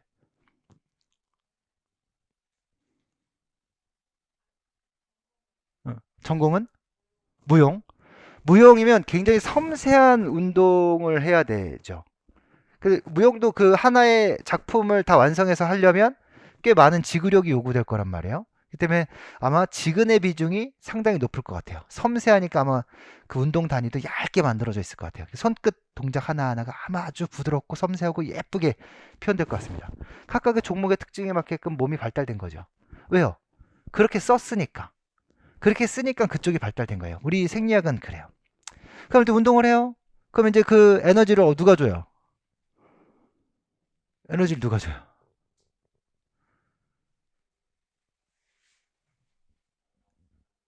네? 영양소를 먹었어요. 이제 탄수화물 먹고, 예, 먹었어요. 이게 우리 몸 안에서 이제 해결해야 돼요. 어디 누가 줘요? 얘가 줘야죠. 얘가. 그죠? 심장에 펌핑을 해서. 왜냐하면 심장에 산소가 있거든요. 심장에는 심장에서 몸으로 혈액을 보내주는 거잖아요. 그 혈액 안에 산소도 있고 이산화탄소도 있고 많이 얘기하는 글루코스도 있고 뭐 유리지방산도 있고 여러 호르몬들도 있어요. 그럼 이제 몸에서부터 이제 운동을 했는데 몸에 있는 것은 소량이기 때문에 다 운동을 못 하니까 혈액에 있는 에너지원들을 또는 그것들을 조직으로 줘야 돼요. 운동을 천천히 하고 있을 때는 심장이 콩탁 콩탁 뛰면 되거든요. 근데 운동이 세졌어요. 끝에서 에너지를 빨리 써요. 그럼 어떻게 해줘요? 마트에 갔는데 물건이 금방 뭐 없어져요. 그럼 어때요? 물류차가 빨리 와가지고 물건 대야 될 거 아니에요? 똑같죠. 끝에 근육에서 에너지를 빨리 쓰면 심장, 물류공장에서는 피를 빨리빨리 보내줘야 돼요. 조직으로. 그게 혈류량이에요. 혈류량을 늘리려면 심장이 어떻게 돼요? 빨리 뛰어야 되겠죠? 심박수가 늘어나는 거예요. 네. 한 번 뛰면서 나가는 혈액량을 1회 박출량이라고 하고 심장이 1분 동안 뛰는 횟수를 분당 심박수라고 얘기해요. 그 곱을 심박출량이라고 합니다. 심박출량이 많아져요. 많은 양의 혈액을 보내죠. 많은 양의 혈류가 가죠. 에너지를 받아서 운동을 할 수 있죠. 그래서 여러분들이 운동을 하고 나면 심장이 뛰는 이유가 바로 그거예요. 아, 내 몸에서 에너지를 많이 썼구나. 그럼 여기서 산소는 어떻게 운반해 줬을까요? 산소는 밖에 있는데. 호흡을 통해서 산소를 받아들였고 폐에서 산소를 받아들였고 그 혈액을 심장으로 갔다가 조직으로 보내는 거죠. 그 조직에서 뭐 갖고 와요? 부산물 갖고 오죠. 이산화탄소를 가져와서 호기로 내보내죠. 그래서 산소 들이마시고 이산화탄소 내뱉고. 근데 운동을 하면 산소는 필요로 하는데 운동을 하면 할수록 이산화탄소가 더 많이 나와요. 그래서 우리 호흡은 이산화탄소를 뱉는 능력이 더 뛰어나요. 왜냐하면 계속하면 몸이 힘들어지니까, 산성화되니까. 그런 것들을 계속 연습하다 보면 두 가지에 다다라요. 하나는 힘든 운동을 하면 그 힘든 운동을 계속하다 보면 내가 더 세지는구나 이렇게 돼요. 아니면 평상시에 그냥 보통의 운동을 꾸준하게 하다 보면 뭘 느끼냐면 어제는 힘들었는데 오늘은 안 힘드네. 힘을 덜 써도 되네. 효율적으로 바뀌어요. 그래서 최대 운동을 계속하면 최대 운동 능력이 좋아지고 최대 하 운동을 하면 인체 효율성이 좋아져요. 그게 핵심이에요. 운동 생리학은. 어렵지 않죠. 근데 이런 어떤 기본적인 테두리가 여러분들 머릿속에 딱 박혀 있으면 아, 생리학이라는 게 되게 쉬운 거구나. 근데 제가 이렇게 얘기할 거예요. 자, 우리 ATP PC를 만들기 위해서는 ATP PC는 인원질 시스템으로서 공액 반응을 통해 ATP가 만들어집니다. ATP와 크레아틴 인산이 합성이 이루어지면서 ADP와 크레아틴 인산 합성이 이루어지면서 ATP가 만들어지고 ATP는 운동 시 에너지원으로 사용되고 이 다시 만들어진 ADP가 어떤 효소들을 자극해서 크레아틴 키나제를 자극하든가 다른 PFK 포스포프로포키나제라는 효소를 자극하거나 이렇게 되면 해당 과정이 일어나고 해당 과정에서 글루코스가 글루코스 6인산으로 바뀌고 글루코스 6인산이 프로포키나제로 인해서 그리세겔 알데히드 3인산으로 바뀌고 막 이런 얘기를 해요. 그거 어때요 지금? 들려요? 안 들리죠? 근데 궁금해. 그게 궁금해. 그걸 알아야 되겠어. 근데 그거는 나중에 차근차근 알아가면 되는 거거든요. 지금 제가 던지는 말 한마디 한마디는 들리지만 머릿속에 남지 않는 단어예요. 그런데 그거에 자꾸 매몰되면 너무 내가 힘들어지는 거죠. 지금은 밑그림을 그리고 있는 거예요. 이런 그림. 그런 그 그림의 토대에 하나씩 블럭을 쌓아 맞추면 되는 거거든요. 근데 너무 급하게 서두르면 밑 바탕은 없는데 쌓아 올린 건 금방 무너질 수밖에 없어요. 그래서 지금 이 시간은 그걸 만들기 위한 거예요. 그 다음 운동 역학이에요. 역학. 여러분들이 제일 좋아하는 과목 중에 하나예요. 근데 제일 어려운 건 계산 문제가 많아서, 올해도 계산 문제가 많아서 선생님들이 많이 힘들어했던 부분이거든요. 자, 역학은 크게 균형을 잡는 역학. 그러니까 가만히 정지되어 있어야 하는 역학, 그리고 움직여야 되는 역학, 그 정역학과 동역학으로 구분해요. 그래서 우리 럭비 같은 경우는 동적이지만 스크럼 짜고 이럴 때는 굉장히 또 정적이기도 하잖아요. 그러니까 힘의 균형을 유지하고 이런 거 되게 중요하죠. 그러니까 정역학은 균형 유지, 안정성. 그러니까 어떻게 하면 이게 안 움직여질까? 어떻게 하면 내가 균형을 잡고 여기서 버틸까? 이런 거 생각하면 어떻게 하면 좋아요? 내가 안 움직이고 싶어. 저 여기서 저를 움직여봐라 라고 해서 난 안 움직이고 싶어. 어떻게 하면 제가 안 움직일까요? 힘을 줘요. 바닥에 힘을 줘요. 내가 어떻게 힘을 줘요? 더 힘을 줄 수 있는 방법이 뭐 있어요? 무게중심을 낮추고. 근데 제가 지면을 내리누르고 있네요. 지면을 내리누르고 있는 힘이 있네요. 그게 뭐야? 체중, 웨이트. 체중이 무거우면 더 세게 내리 누르겠네요. 그럼 더 안 움직이겠죠? 왜냐면 무거우면 무거워서 마찰이 커질 거니까 못 움직일 거 아니에요. 무겁고 마찰이 크고 무게중심을 가운데 딱 박아놓고 있으면, 그리고 낮추면 못 움직이겠죠? 안정적이 되겠죠. 반대로 움직이게 하고 싶으면 어떻게 하면 좋을까요? 반대로 들어 가볍게 툭만 밀면 쓰러지겠죠. 움직임인다라는 건 뭐예요? 힘과 힘이 불균형이 됐다라는 거예요. 그게 동력학이에요. 네. 제가 지금 이 볼펜을 여기서 툭 밀었어요. 얘 왜 움직일까요? 당연히 얘가 가진 저항보다 제가 민 힘이 더 컸기 때문이에요. 그 움직이죠. 그걸 밝히는데 내가 밀었더니 얘가 시속 2m/s로 움직였어요 라고 얘기하면 운동학적 분석이에요. 그러니까 결과를 분석하는 거죠. 하지만 얘가 몇 뉴턴의 힘을 가해서 얘가 움직였어요 라고 얘기한다면 힘의 원인을 밝히는 거예요. 운동 역학이에요. 근데 이 운동들이 이렇게 선운동을 하는 것도 있겠죠. 이렇게. 하지만 이렇게 도는 회전 운동도 한단 말이에요. 그래서 선운동의 운동학적 분석, 운동역학적 분석이 있을 수 있고, 회전 운동의 운동학적 분석, 운동역학적 분석이 있을 수 있어요. 그래서 선운동에 대한 운동학적 분석, 선운동에 대한 운동역학적 분석의 기본 공식만 알면 여러분들 문제 푸는데 전혀 지장이 없어요. 근데 이제 처음에 우리가 뭐 운동 1방정식, 운동 2방정식, 운동 3방정식 이렇게 막 하면 되게 어려워요.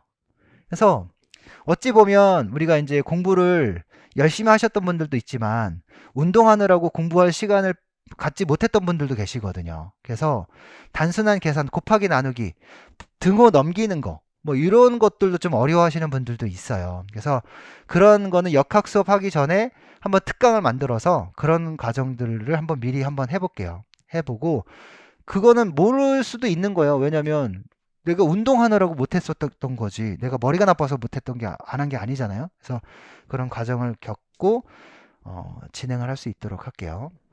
그 다음에 체육 측정 평가예요. 그래서 내가 얼마만큼 운동 능력이 좋아졌는지, 예, 어떤 효과가 나타났는지 하려면 내 지금 수준을 측정을 하고 또 변화되고 난 후를 측정해야 되잖아요. 그를 통해서 어떻게 훈련을 계획할 것인가, 이런 걸 해야 될 것이고, 또 내가 교수법으로 학생들을 가르쳤는데 학생들의 평균이 좋아졌는데 그게 의미 있게 좋아졌는지 좋아진 게 아닌지 이런 거 따져봐야 되잖아요. 그러니까 이런 거 할 때 이제 하는 게 측정 평가예요. 그래서 대부분은 기술 통계, 그러니까 우리 모여져 있는 사람들의 능력치를 측정해서 뭐 평균도 내보고 표준 편차도 내보고 어떻게 흩어져 있는지, 어디에 몰려 있는지, 또 누구를 어떻게 얼마만큼 비교를 할 건지, 또 어떤 운동을 했더니 어떤 효과가 나타나는지에 대한 상관을 알아보고 뭐 이런 내용들인데, 원래 여기까지가 시험 범위인데 지금 추리 통계, 즉 어떤 표본을 추출해서 모집단의 특성을 알아보는 이제 G검증, T검증, F검증, 카이자슨 검증 같은 내용들이 시험에 나오고 있기는 해요. 하지만 가장 기본적인 내용들을 다루고 있습니다. 그래서 지금 아주 잠깐 얘기를 했는데 이런 것들이 조금 들려지신다면 여러분들이 이미 가능성이 있는 거예요. 만약에 지금 한 얘기조차 안 들린다면 이거는 좀 문제인데 지금 여러분들은 되게 잘 알아듣고 계시는 것 같아요. 자, 문제를 보면 기입형 문제, 서술형 문제 나오거든요. 그 기입형 문제는 그냥 딱 그런 건 아니지만 90% 그냥 한 단어 쓰는 거다 이렇게 생각하시면 돼요. 뭐 우리가 자, 뉴턴의 제1법칙 뭐냐? 라고 물어보면 물체의 성질을 물어보는 거거든요. 관성 이렇게 쓴다면 그냥 관성 쓰면 되는 거예요. 근데 답안에 제1법칙 관성 이렇게 쓰는 분들도 있어요. 그냥 한 단어 쓴다라고 생각하시면 돼요. 서술형 문제에서도 주어지는 문제는 대부분 다 한 단어를 물어봐요. 하지만 거기에는 어떤 특징과 어떤 정의나 개념 이런 것들 뿐만 아니라 어떤 관계적인 부분을 물어보는 것도 있거든요. 높아진다, 낮아진다, 좋다, 나쁘다 뭐 이런 것들을 물어볼 때가 있기 때문에 이럴 때는 전후 관계를 서술해주면 좋아요. 하지만 답은 언제나 세 문장, 길어봐야 세네 단어 수준의 답이에요. 그러니까 장황하게 쓰는 문제는 나오지도 않아요. 자, 2021년부터 2023학년도 응시 현황을 봤더니요. 지금 올해 같은 경우에 광주가 경쟁률이 지금 19대 1로 가장 높았네요. 그쵸? 그 다음에 제주가 6.9대 1로 경쟁률이 제일 낮았어요. 어쨌든 전체적인 경쟁률은 9.4대 1입니다. 총 3,945명이 지원을 해서 모집 419명을 뽑을 계획이에요. 근데 이게 이제 2021학년도도 마찬가지 거의 비슷했거든요. 매년 한 4,000명 안팎에서 응시생들이 있었고요. 매년 한 400명 안팎에서 뽑았어요. 특별한 뭐 변고가 없다면 올해 2024학년도에도 4학년도 대비 내년에도 요 정도 수준에서 뽑지 않을까 싶어요. 그러니까 공무원을 지금 감원하고 있는 상황이긴 하지만 그리고 학교 학급수가 많이 줄어들고 있는 상황이지만 갑작스러운 큰 변동은 일어나지 않을 거다라는 생각을 합니다. 따라서 대략 한 3,000명대 중후반대가 지원을 할 거고요. 뽑는 인원수도 한 300명대 후반대에서 뽑을 거예요. 그러니까 대략 총 경쟁률은 10대 1입니다. 근데 10대 1인데 공부를 열심히 하는 사람들이 10명이겠어요? 아니요. 그 중에 반은 공부 안 하는 사람들이에요. 정말 공부 안 하는 사람들이에요. 여기에 상당수는 일과 공부를 병행하고 있는 분들이거든요. 따라서 여러분들 실제 경쟁률은 5대 1도 안 돼요. 열심히 하는 사람들, 진실한 노력을 하고 있는 사람들. 그러니까 요거는 허수가 많다. 그 다음에 작년을 보면요. 1차 가장 경쟁이 높았던 데가 서울이었고요. 가장 경쟁이 낮았던 것이 경남하고 충남이었어요. 근데 이제 합격선을 보면 경쟁률이 가장 높았던 서울이 약 84.3점이 나왔네요. 그러니까 전공 80점, 교육학 20점인 100점 만점인데 거의 교육학은 20점대 가까이 점수가 나왔거든요. 그러면 전공 점수가 대략 한 65점, 66점 요 정도 60점대 중후반대 점수에서 커트라인이 형성된 거예요. 그러니까 낮은 지역 같은 경우는 그보다 더 낮게 형성이 됐겠죠. 그 다음에 우리 2021학년도 같은 경우에 서울이 역시 경쟁률이 11.9대 1로 가장 높았고요. 그 다음에 충남이 7.7대 1로 가장 낮았어요. 합격선은 뭐 78.5점이네요. 뭐 전공 60점에 교육학 18.5점 맞았다라고 얘기한다면 78.5점 정도 나오겠죠. 그래서 그 정도의 커트라인이 형성됐는데 예전에 비해서 이 점수에 대한 인플레이션이 많이 나와 있는 상태예요. 점수가 좀 높아진다는 얘기죠. 그 얘기는 다시 말해서 여러분들의 수준이 상당히 많이 높아졌다는 얘기예요. 그렇기 때문에 점수가 높아질 수밖에 없고 반면에 또 문제는 좀 평이하게 문제가 나오는 문제들도 있기 때문에 점수가 좀 높아져요. 그래도 전공은 최소 60점대 중후반대 점수가 나와야 1차 통과는 가능하다. 그래서 저는 최소 80%, 68에 48, 68에 48이 아니라 88에 64. 64점은 애매모호하고요. 한 68점 이상 정도는 여러분들이 맞아야 돼요. 그 정도 맞는 공부는 꼭 하셔야 되는 거고요. 그래서 여기 지역은 이제 가티오가 나오고 올해 이제 중후반기 때 이제 가티오가 나오거든요. 근데 그때 가서 해당 지역을 선정하시면 되고요. 여기서 말씀드리고 싶은 건 물론 이제 경쟁률이 높은 곳에 그 커트라인이 높게 형성되는 것일 수도 있지만 경쟁률이 낮다고 해서 꼭 점수가 낮은 것만도 아니에요. 이게 상대평가이기 때문에 그래서 가장 소신 있게 이제 지역을 선정해서 지원하시면 되는 겁니다. 그래서 저는 전공 점수는 몇 점 정도 생각을 하냐면 최소한 여러분들이 전공 점수는 68점 이상의 점수는 나와야 돼요. 교육학 같은 경우도 역시 한 18점 이상 점수가 나와야 되죠. 그래서 합산해보면 70, 한 86점 이상 정도 이상은 되어져야 합격을 할 수 있을 거다라는 생각을 합니다. 그러면 전공 68점이 굉장히 부담스러운 점수잖아요. 80점 만점에. 그러면 80점 만점에 과연 우리가 쉽게 풀 수 있는 문제가 어느 정도나 있겠냐라는 거예요. 80점 만점에. 어느 정도나 있을까요? 많이? 너무 많이 있으면 변별이 안 되잖아요. 반? 그래요. 80점에 대략 55에서 60% 정도는 어디 영역이냐면 기출의 영역이에요. 그러면 이제 여러분들이 기출 문제를 풀어봐야 되는 거죠. 그러니까 과거 기출 문제를 풀어보다 보면 올해도 기출 문제와 관련된 문제가 여러 문제가 나왔었고요. 예. 똑같은 걸 물어보는 문제도 나왔었고요. 다만 묻는 형식이 조금 다를 뿐이겠죠. 그래서 이 기출에 대한 것들만 명확히 분석을 하고 여기에 있는 걸 다 맞춘다고 생각한다면 60% 되면 68에 48, 한 48점 정도까지는 가능한 거예요. 그죠? 이거는 크게 어려운 게 아니에요. 왜냐면 이미 나와 있는 문제들을 풀어보고 분석해서 내 걸로 만들면 되는 과정이니까.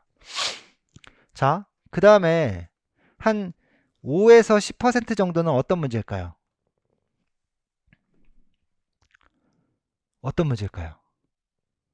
이거는 아예 틀리라고 내는 문제들이 있어요. 뭐 한 3, 4점 정도? 10%쯤 너무 많고 한 5% 정도. 이런 문제는 극소수만 맞춰요. 올해 이제 브라이튼 선언 같은 경우가 그런 경우죠. 예. 그래서 이런 문제는 솔직히 큰 시험 당락에 큰 의미는 없어요. 극소수만 맞출 수 있는 문제니까. 그럼 나머지 한 35에서 40% 정도, 35% 정도. 이건 뭐예요? 가장 타당한 내용의 문제들이 나와요. 현장에서 가르치는. 그리고 기존에 다루었던 그 학원서들 있잖아요. 다 학원 강사들이 만든 책이 다 이론서 짜집게 한 책이니까요. 짜집게 한 내용들 중에 중요한 내용들을 여러분들에게 가르치는 거고 그것을 내 걸로 만들어야 합격할 수 있는 거예요. 그래서 여러분들은 어느 정도 공부를 하신 선생님들은 순서를 어떻게 잡냐면요. 1순위, 2순위, 3순위로 잡아요. 왜냐면 자기가 이거는 모르니까 이런 거 뭐 강론서, 이론서 따져가지고 이런 거 찾아보고 그 다음에 이제 요거 책 보고 그 다음에 요건 내가 익숙해서 잘하니까 이렇게 본단 말이에요. 비중이 이렇게 돼 있어요. 이러니까 금방 잊어버려요. 근데 여러분들은 이렇게 하셔야 되는 거예요. 여기 비중이 1순위죠. 여기 비중이 2순위예요. 여기 비중이 3순위예요. 이렇게 공부를 하셔야 돼요. 그래서 기출문제 분석하시고 기출문제 같이 풀어보고 기출문제 익숙해질 때까지 계산해보고 그 다음에 학원서에 있는 내용들 또 학원에서 강의하다가 나오는 자료들 분석해서 내 걸로 만들기 위한 노력을 하셔야 되는 거죠. 그리고 나머지 내용들은 결국엔 다 이게 돌고 도는 자료들이에요. 그 자료들에서 이제 하나하나 얻어 걸리는 거죠. 그러니까 그것까지 뭐 적중한다 뭐 이런 얘기는 솔직히 못 하겠어요. 자, 그 다음에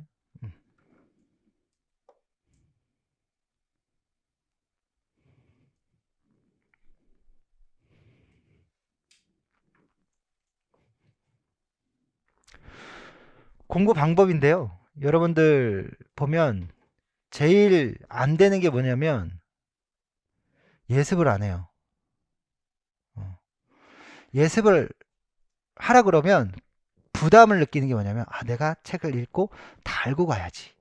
그건 예습이 아니고 그 힘들어요. 그래서 오늘 뭐를 배우는구나. 오늘 만약에 뭐 역학의 힘을 배운다. 힘을 배운다. 역학 힘을 배운다. 포스. F는 M, A를 배운다. 이걸 한다. 그럼 F는 M 이게 뭐야? 공식이야? 근데 이렇게 힘은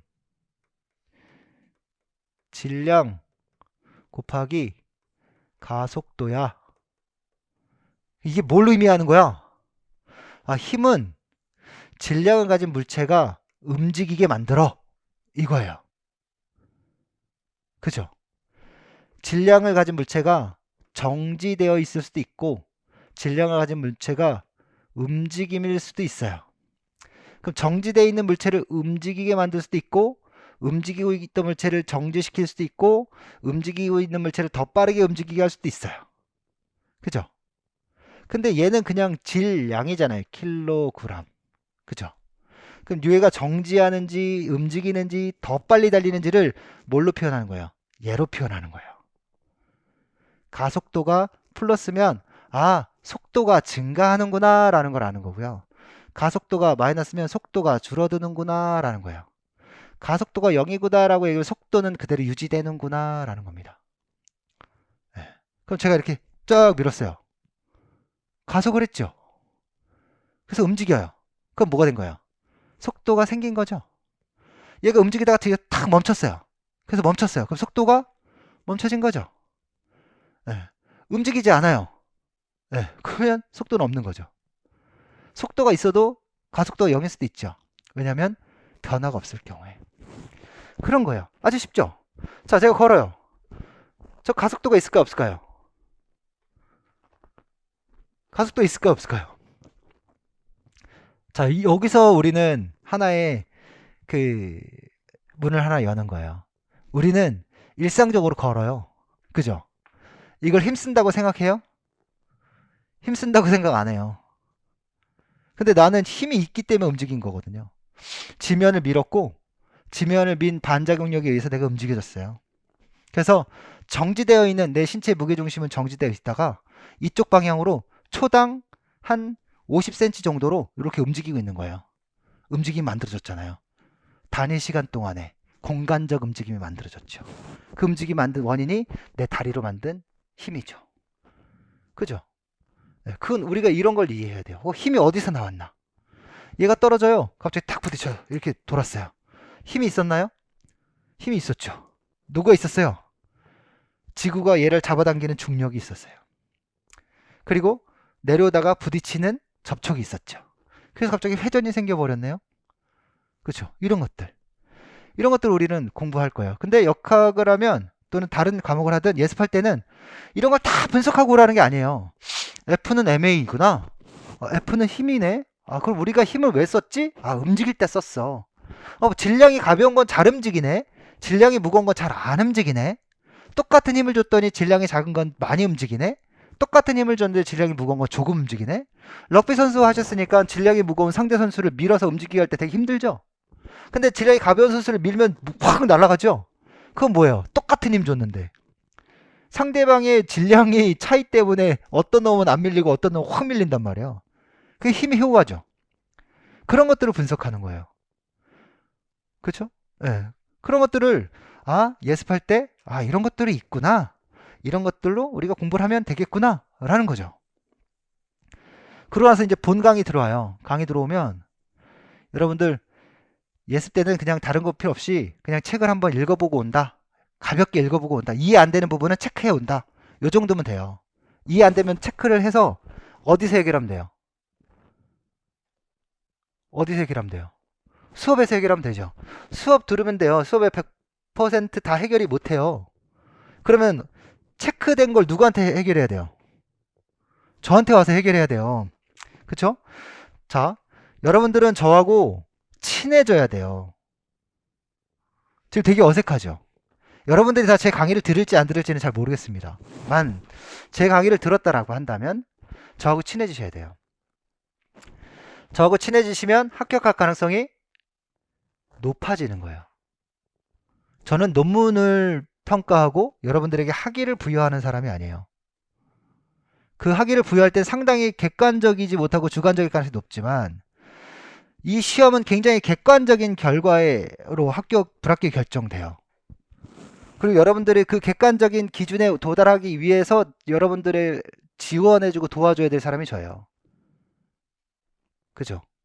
친해지면 다가갈 수 있어요. 다가가면 합격이고요. 다가가면 내년에 있을 곳은 여기가 아니라 학교 운동장이고 학교 체육관이고 교무실의 여러분 책상이에요. 그러니까 어떻게든 상호작용을 하셔야 돼요. 그리고 끝나고 나면 복습하셔야 되겠죠. 그래서 복습은 뭐 개별적으로 하셔야 되지만 해당 진도가 나가면 입술이 터져도 복습은 꼭 하셔야 돼요. 그래서 제가 금요일날 관리반을 만들어서 관리반 형성평가도 하고 이제 또 진행을 할 거예요.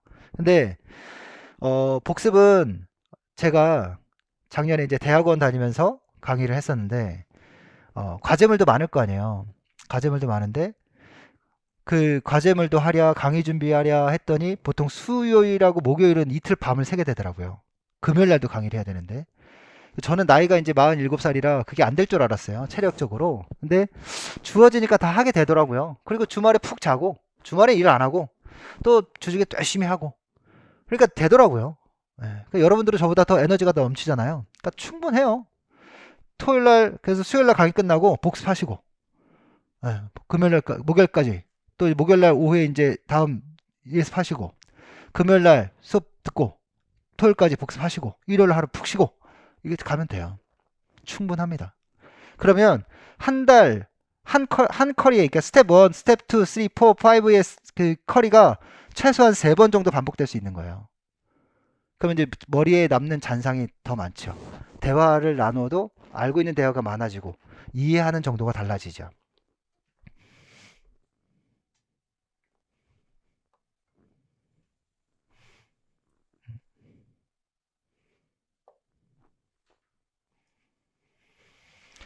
그래서 이제 우리가 할 건 여러분들과 제가 합격이라는 꿈을 가지고 그 희망으로 그리고 꺼지지 않는 열정으로 끝까지 최선을 다해서 간다면 합격이라는 것은 잡지 못할 꿈 같은 일은 아닐 거다라는 생각이 들어요. 그래서 여러분들 자료 이게 프린트물 나눠드렸지만 12월 달에는 완기 초반이 이제 약 2주 과정으로 진행이 됩니다. 그래서 오늘 이제 끝나고 나서부터 시작해서 어, 금요일, 다음 주 수요일, 금요일 해가지고 전체적인 내용들을 아주 가볍게 한번 살펴볼 거예요. 그래서 어, 조금 일정상의 이제 변화가 있을 수도 있겠지만 가장 효과적인 방법이 무엇인지를 선택해서 여러분들에게 공부의 첫 스텝이 어렵지 않다라는 느낌을 만들어 드리려고 만든 과정이거든요. 그래서 이런 과정 있고요. 1, 2월 달에는 이제 조금 더 깊이 있게 들어가서 가장 기본적인 핵심 내용들을 8주간이라는 짧은 시간 동안 전체 커리큘럼을 한번 싹 돌아볼 거예요. 그 다음에 3월 달에서 6월 달까지 약 16주간에 걸쳐서 여러분들 기출하고 심화 내용을 같이 해서 기출 분석과 함께 내용을 이루어 학습해 갈 겁니다. 그래서 여기에서 이제 상호작용을 통해서 내가 알고 있는 것과 모르는 것, 또 알고 있는 것은 다지고 모르는 것은 보완하고 이런 과정들이 굉장히 많이 반복되어져야 돼요. 그래서 진짜 실력이 드러나는 시기는 요 7월 달 갈 때예요. 이때까지는 내가 뭘 하고 있나 싶은 생각이 되게 많이 들어요. 근데 뭘 하고 있나라는 생각이 들 때 드는 건 내가 망망대해에서 아무도 손을 안 잡고 있을 때잖아요. 그러니까 제가 손을 내밀어 잡고 있을 테니 망망대해 혼자 있지 말라는 얘기예요. 그래서 계속 손을 잡고 계속 끈을 놓지 말고 가시면 돼요. 그럼 불안하지 않아요. 네. 7, 8월 달에는 이제 드러나죠, 점수가. 영역별로 문제풀이 하다 보면 점수가 누구는 점수가 되게 잘 나오고 누구는 점수가 안 나오고 막 비교해요. 그래서 난 열심히 했는데 막 안 나오니까 좌절하고 또 잘 나오던 사람도 또 계속 그 점수를 유지해야 되기 때문에 불안하기도 하고 그런 마음이 들거든요. 근데 그런 과정에 내가 모르는 것이 나타나면 이거 몰라, 왜 이것도 몰랐지가 아니라 이거 지금 알았으니까 빨리 해, 이걸 하라는 거구나라고 어떤 사고의 관념을 바꿔야 돼요. 그리고 이제 9, 10월 달에는 여러분들이 이제 어느 정도 수준이 나와야 되겠죠. 그래서 여기에 나온 점수가 여러분들 합격을 결정지어 주는 건 아니에요. 절대적으로 그게 기준은 아니거든요. 그래서 점수가 안 나와서도 마지막까지 최선을 다해서 좋은 점수를 합격하는 선생님들도 많으니까 끝까지 최선을 다하시는 게 되게 중요합니다. 그래서 단계별로 스텝 1부터 스텝 5까지 이렇게 진행이 될 거고요. 각각의 이제 특징들이에요. 그래서 12월 완기 초반은 전체 그림을 보면서 공부의 방향을 잡는 시기고요. 그 다음에 1, 2월 기본 강의 같은 경우는 전체를 한눈에 보면서 핵심 키워드가 무엇인지 그리고 강의가 끝나고 나면 금요일날 형성평가 위주로 진행이 되고 제가 거기서 피드백을 드리면서 여러분들에게 필요한 것들을 도움을 드릴 거예요. 다음 4, 6월, 3, 6월이 되겠죠. 3, 6월 심화 기출 강의 같은 경우도 기출문제 분석을 하면서 아까 55에서 60%라 그랬잖아요. 이것을 잡기 위한 강의가 될 겁니다. 그리고 이제 주요 내용들까지. 그 다음 7, 8월은 기출문제 변형 및 주요 영역에 대한 문제들을 낼 건데 영역별 문제풀이 때부터 실제 시험에 출제될 가능성이 있는 문제들이 만들어지기 때문에 이건 잘 정리해 뒀다가 그리고 틀린 문제들에 대한 오답 정리를 잘 해 두셔야 되고 5개념을 갖고 있다면 5개념을 심층 분석해서 내 걸로 만드는 연습이 되어져야 돼요. 그래서 이런 과정들이 계속 되어지고 반복될 때 내 수준이 향상될 수 있는 거죠. 그 다음 9시열 실전 모의고사입니다. 예. 가장 타당한 문제들을 내려고 노력할 거예요. 시험에 출제될 것으로 예상되는 문제들을 내기 위해 노력을 할 것이고요. 이따가 보여드리겠지만 적중 문제들을 보면 올해 시험 문제의 적중률이 굉장히 높습니다. 그러니까 제 이름이 네임 밸류가 여러분들에게는 크게 알려지지 않은 이름일 테지만 나름 그 큰 자부심을 갖고 강의를 하고 있고요. 다만 저는 홍보를 안 하고 다른 사람을 통해서 홍보를 안 하고 있기 때문에 그에 대한 어떤 저변 또는 그 인지도가 좀 낮은 건 인정을 해요. 하지만 어, 장사보다는 교육에 더 초점을 맞췄기 때문에 이런 제 자신이 뭐 잘못됐다라는 생각은 하진 않습니다. 그 다음에 마지막 이제 요건 만다라트예요. 여러분들 항상 하는 건데 그 오타니 선수가 메이저리그에 진출하면서 만들었던 그 만다라트가 되게 알려졌죠. 그래서 우리 임용체육 합격을 위해서는 여기 얘기하고 있는 8가지 영역을 내 걸로 만들어야 돼요. 근데 여기에서 어느 하나 버릴 것이 없어요. 그러니까 8개 영역은 다 10점이라는 배점이라고 생각하시면 돼요. 물론 조금 차이는 있겠지만 다 10점 정도 나오는데 제가 재작년인가요? 재작년에 12월 31일 날 아내하고 백두산이라는 영화를 관람했어요. 12월 31일 날. 그때쯤 아마 개봉했을 것 같아요. 근데 딱 백두산 영화 딱 끝나는 시간이 12시였었거든요. 딱 나왔는데 12시에 모르는 번호로 전화가 온 거예요. 이 시간에? 받았어요. 자기는 제 수업을 들어본 적이 없대요. 근데 왜 전화한 거야? 나한테?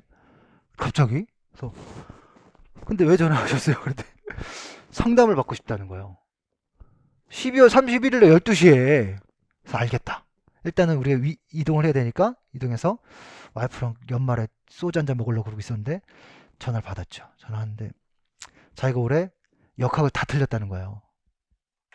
네. 그때 역학 문제가 3년 전에 역학 문제가 계산 문제만 9점이 나왔어요. 10점 중에 9점. 계산 문제가. 9점을 다 틀렸대요. 공부를 얼마나 하셨나요? 물었더니 10년 했대요.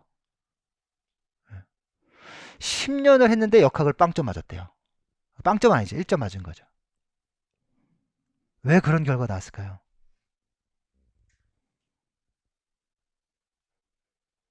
잘못된 방법. 자기는 다른 건 다 자신 있대요. 역학만 자신이 없대요. 그래서 역학 다 틀려도 좋으니까 이거 다 맞으면 된다 이렇게 생각했대요. 10점 날려도 70점이잖아요. 이게 가능해요? 이게 70점 맞는 게? 어렵겠죠? 차라리 그 10년 동안 10년의 한 기간을 투자해서 역학을 꾸준하게 했었다면 역학 점수를 그런 점수를 맞지는 않았겠죠. 여기서 어느 하나도 포기할 건 없어요. 다만 완성되는 시간은 달라요. 가장 쉬운 과목 따지자라고 얘기하면 뭐가 제일 쉬울까요? 여기서 예? 교수법. 교수법 쉬워요. 예. 교수법 괜찮아요. 왜냐하면 내가 현실적으로 경험해봤던 내용들이 많고 또 사약 좀 어려워요. 근데 암기할 게 좀 많아. 예. 심리학 쉬워요. 예. 왜냐면 이거 재밌어요. 내 심리를 막 반영하면 되니까.